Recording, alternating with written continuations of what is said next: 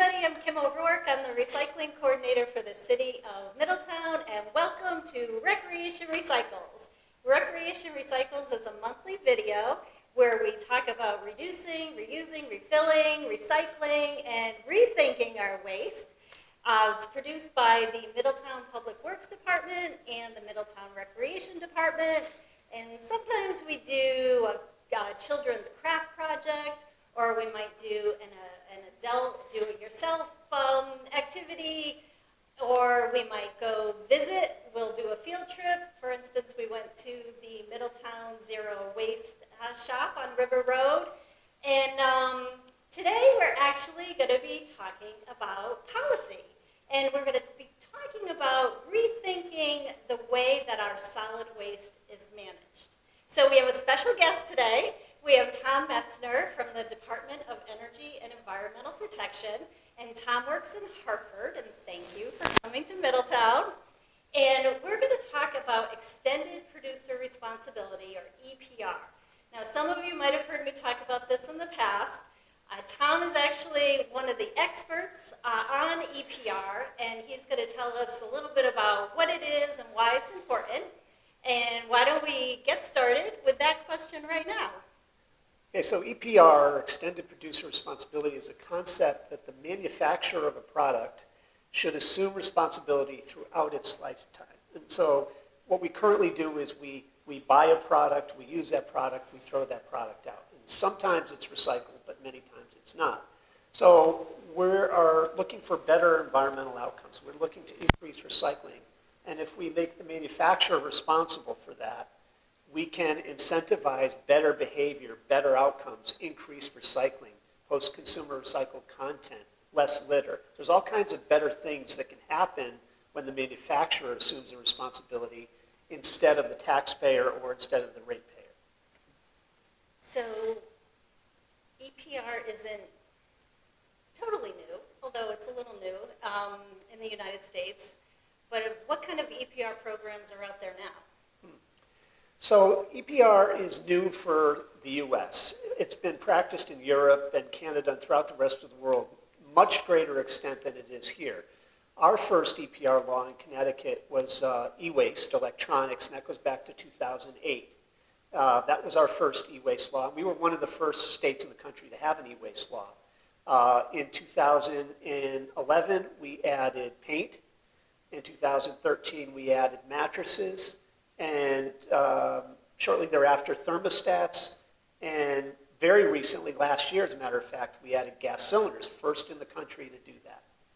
Excellent. So I will say, in Middletown, we do participate in all those extended producer responsibility programs. So we have a place at our transfer station where you can bring electronics at no charge. We have a place where you can bring mattresses at no charge. And then we also have some retailers in our area who will take paint. And then we also accept it at our Household Hazardous Waste Day. So Middletown, you can bring paint to Ace Hardware on South Main Street, or you can bring it to Sherwin-Williams, which is right over the line in Cromwell. We also participated in the thermostat recycling program. So those we collect at City Hall.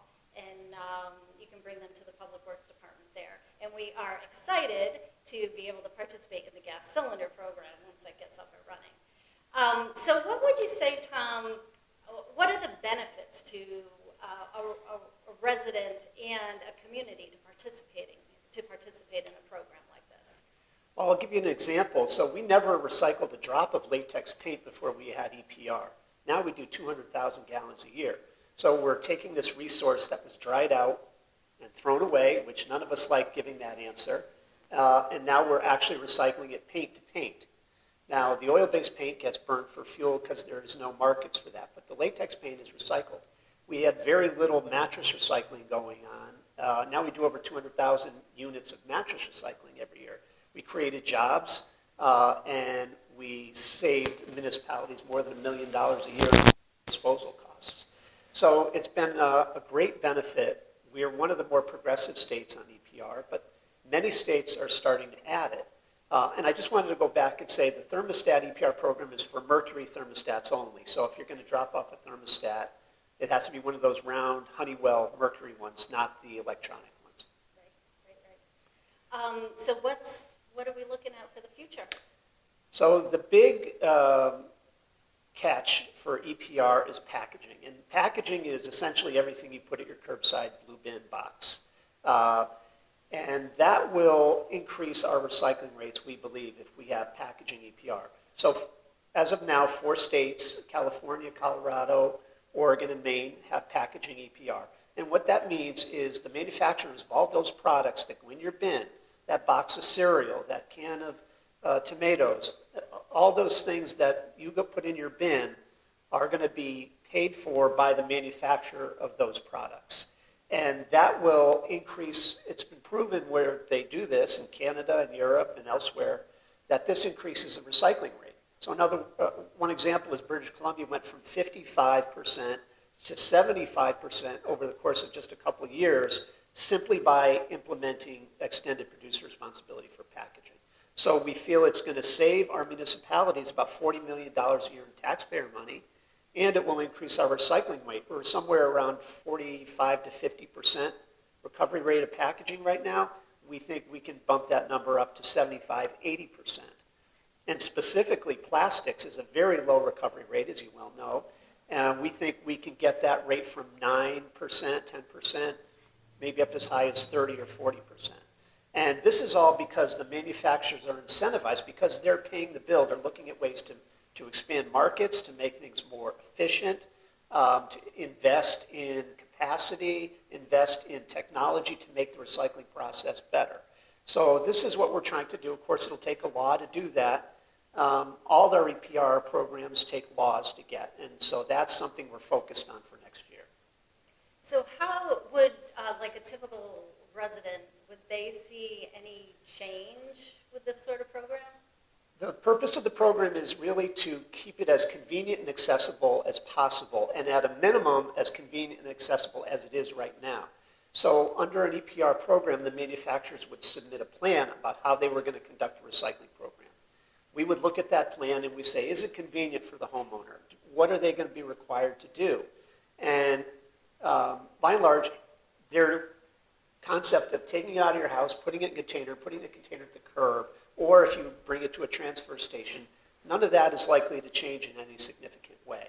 You may see more items put in your bin because more items are covered under an EPR law. The branding may be different. They may be given more literature and information about lowering contamination. The education is going to be amped up. There's going to be a lot more information about proper recycling because they have the resources. Unlike municipalities, it's hard to fund all the education and information you have to provide for a homeowner. So I think you're going to see improvements, but for the municipality, for the resident, it's going to look very much like you do it now. Excellent. Well, I like the sound of that.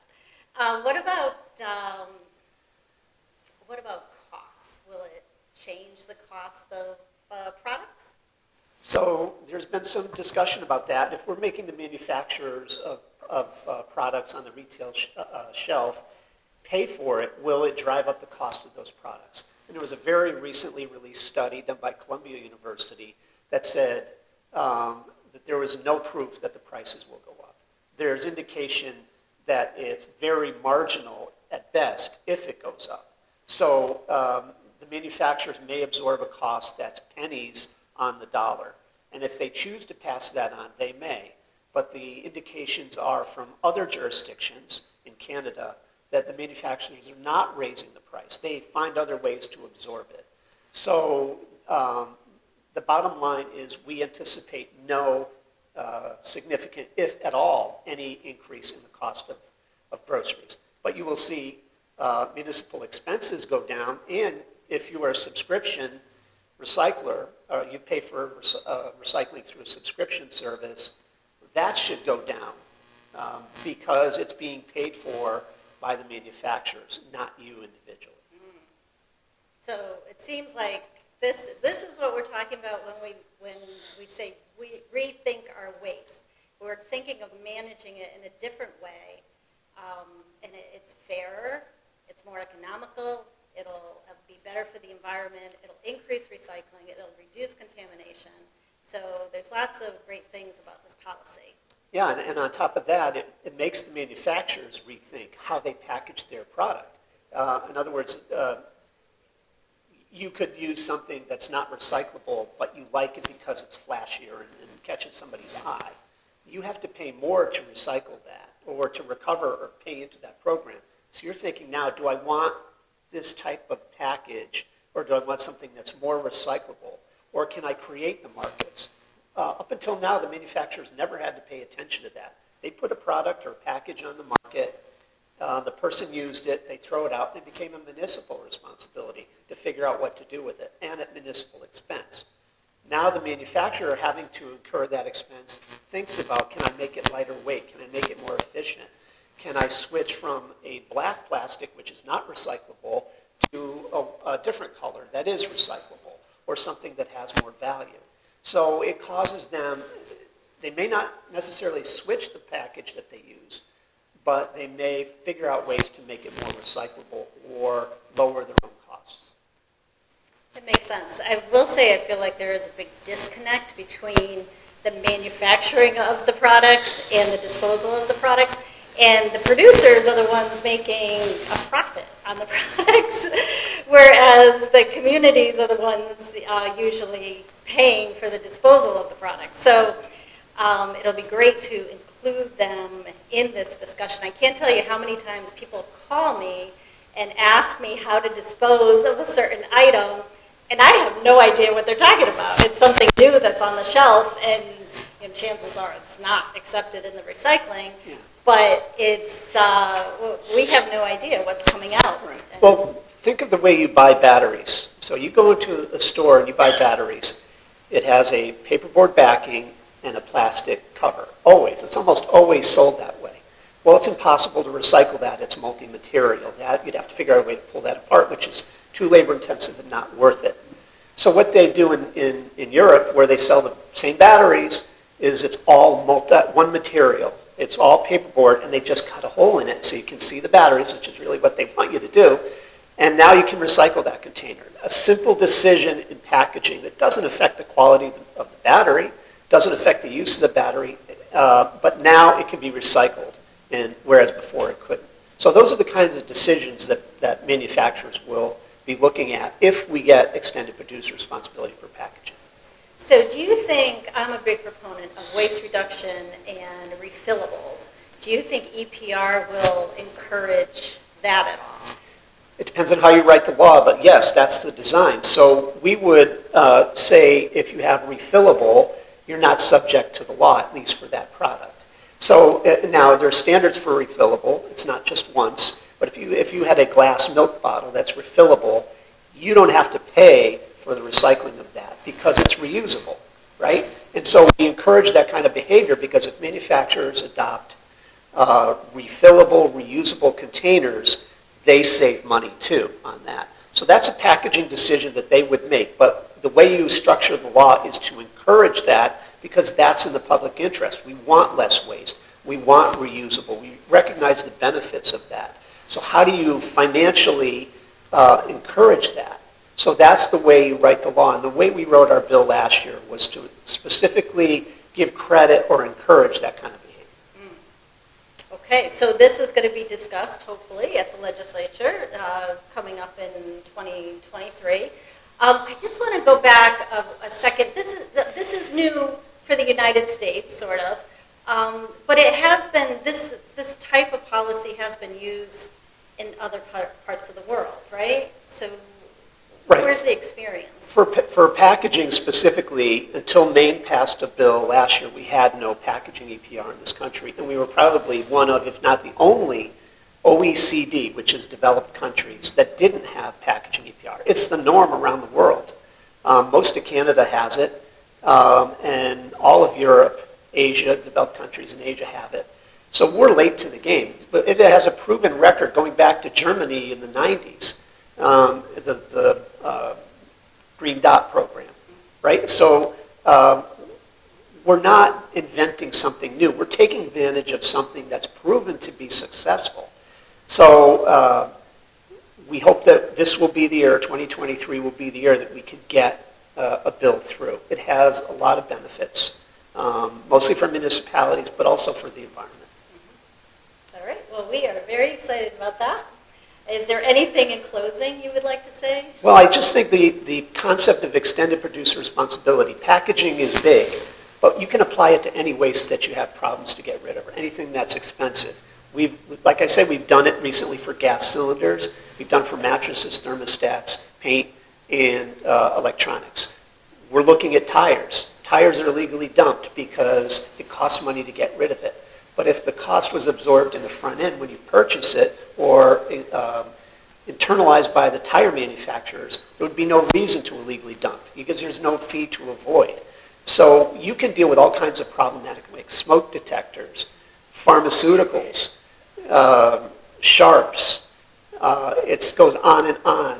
This concept is not just limited to packaging and recycling or what we've already done. It's been done with dozens of different products, and it is the future of waste management. All right. Well, thank you, Tom Metzner, for coming down for Hartford and talking to us about extended producer responsibility. So watch for it in the coming legislative session, and please support it. I want to give a shout out to the Rockfall Foundation for letting us film this today at the absolutely glorious DeKoven House. And next month we will be giving a tour of the recycling center. So join us for that. Thanks for watching, and don't forget to reduce, reuse, recycle, and rethink your waste.